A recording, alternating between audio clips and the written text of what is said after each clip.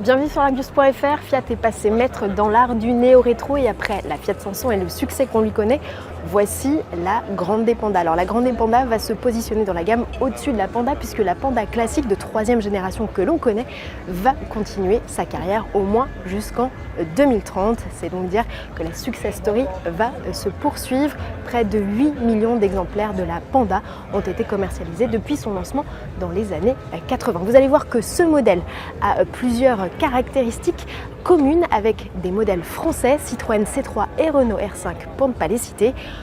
Curieux de connaître pourquoi, comment? Eh bien on vous explique tout au cours de cette vidéo. C'est au Lingotto, un bâtiment industriel mythique de l'histoire de Fiat, que cette Grande Panda s'offre son premier bain de foule. Cette Grande Panda, elle marque le grand retour de Fiat sur le segment B, celui des citadines. C'est aussi le premier modèle d'une nouvelle famille de véhicules installé sur une plateforme inédite baptisée Smart Car et qui est notamment commune avec la Citroën C3. La gamme sera à l'avenir complétée par un SUV qui devrait reprendre le nom de Multipla, ainsi qu'un SUV fastback, c'est-à-dire coupé, que Fiat nous a également révélé pour la première fois au travers une vidéo, mais où les modèles étaient pixelisés. Les deux véhicules sont annoncés pour 2025 et 2026 sans que l'on sache réellement qui des deux arrivera le premier. Revenons-en à notre Grande Panda. Son design s'inspire du modèle originel. On retrouve une voiture avec un gabarit plutôt compact, 3,99 m, des surfaces planes et verticales. On a au bas des portières des emboutis comme le modèle originel et même les barres de toit, un clin d'œil à la Panda 4x4. Et puis vous noterez la présence de passages de roues marqués avec des surfaces en plastique noir comme là encore sur son aïeul.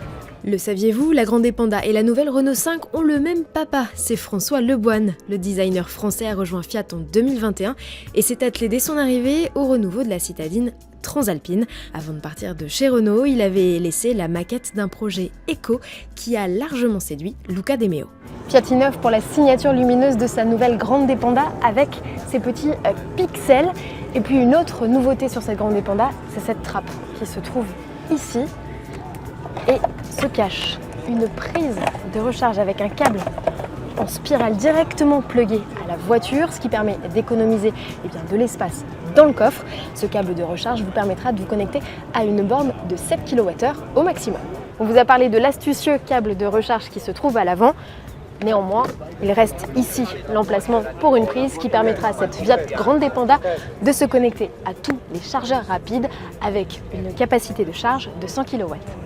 L'arrière de cette Grande Panda est nettement plus imposant que celui des générations précédentes, mais on retrouve les mêmes gimmicks avec cette lunette arrière inclinée, ce haillon de coffre très vertical et ici ces phares rectangulaires avec un motif en pixels comme à l'avant.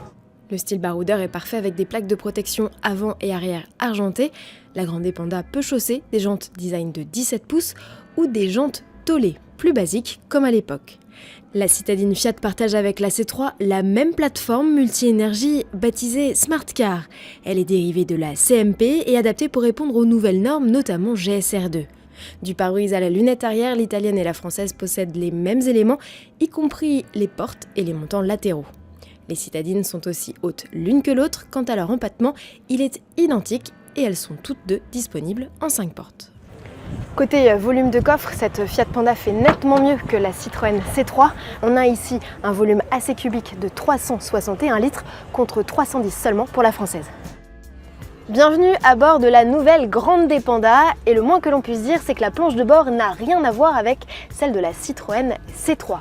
On a ici un design avec beaucoup de formes ovales et ces formes, elles rappellent une chose, c'est la piste d'essai du fameux Lingotto sur lequel nous nous trouvons aujourd'hui. On a divers petits clins d'œil, vous avez remarqué une petite Fiat Panda ici qui se loge et puis beaucoup de matériaux recyclés ou en tout cas naturels qui ont été utilisés, comme ici cette boîte à gants qui est faite en fibre naturelle de bambou. On a une planche de bord avec 2 écrans numériques face à nous de 10 et 10,25 pouces. Fiat propose beaucoup de rangement à bord de cette citadine. On a 13 litres de rangement au niveau des places avant, dont 3 litres uniquement proposés dans un seul compartiments. Ici, vous avez remarqué, hein, les formes sont assez fluides, le design est assez épuré. Donc franchement, on a une ambiance qui est plutôt sympathique et plutôt gaie. Alors contrairement à la Fiat Panda originelle qui avait des dossiers qui se rabattaient complètement sur la banquette arrière pour proposer un lit, cette Fiat Panda de nouvelle génération ne le propose pas. On a toutefois une bonne habitabilité avec assez d'espace au niveau des genoux et à la tête. L'ambiance est plutôt sympathique. On a forcément quelques plastiques durs, mais il faut contenir les coups. Mais en tout cas, la banquette est plutôt très confortable avec une assise qui permet de bien soutenir les jambes, donc on est plutôt à l'aise. Les dossiers de la banquette sont ici rabattables en 2 tiers, 1 tiers. La version de base devrait se contenter d'un dossier monobloc beaucoup moins pratique, comme c'est le cas sur la C3.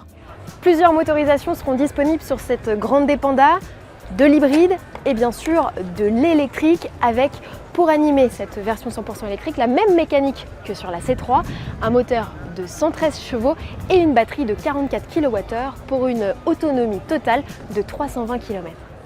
Fiat n'a donné aucun détail sur les temps de recharge qui devraient néanmoins être identiques à ceux de la C3. Pas de plus grosse batterie n'est prévue. En revanche, une variante Eco dotée d'un moteur d'environ 80 chevaux et d'une batterie de 30-35 kWh est déjà programmée pour le courant 2025 avec environ 200 km d'autonomie. En version micro-hybride, la puissance du 1 litre de PureTech est fixée à 100 chevaux. Un petit bloc électrique de 21 kW est intégré directement dans la transmission IDCS 6.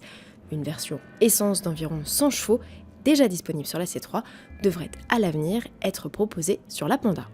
En conclusion, on peut dire que cette Fiat Grande Panda a de sérieux atouts, à commencer bien sûr par son style, mais aussi ses équipements et surtout ses tarifs. Les motorisations proposées sont affichées à partir de 19 000 € pour la version hybride de 100 chevaux, 48 volts, et 25 000 € pour la version 100% électrique. Mais on le sait, cette Grande Panda affichera des tarifs moins élevés que ceux de la Citroën IC3, entre 500 et 1000 €, et ça arrivera avec une finition d'entrée de gamme que Fiat a légèrement montré via des spy shots, mais ne nous a pas présenté ici. La fabrication de la citadine italienne débutera à l'été dans l'usine Stellantis de Kragujevac en Serbie qui produira aussi des Citroën C3. Notez que 7 coloris seront disponibles au catalogue, allant du jaune au rouge en passant par le marron ou le noir, mais aucun gris ne sera proposé conformément au souhait du grand patron de Fiat, Olivier François. D'ailleurs, il a dit ne pas être hermétique à l'idée de refaire une Panda 4x4 lors de la conférence de presse. La question est étudiée, d'autant que la technologie existe, notamment sur le Jeep Avenger 4xe. Voilà, on espère que cette vidéo vous a plu. La Fiat Grande Panda sera retrouvée d'ici à la fin de l'année 2024. En tout cas, restez connectés sur largus.fr pour connaître toutes les nouvelles infos autour de cette nouvelle auto. Et on vous dit à très bientôt. Ciao!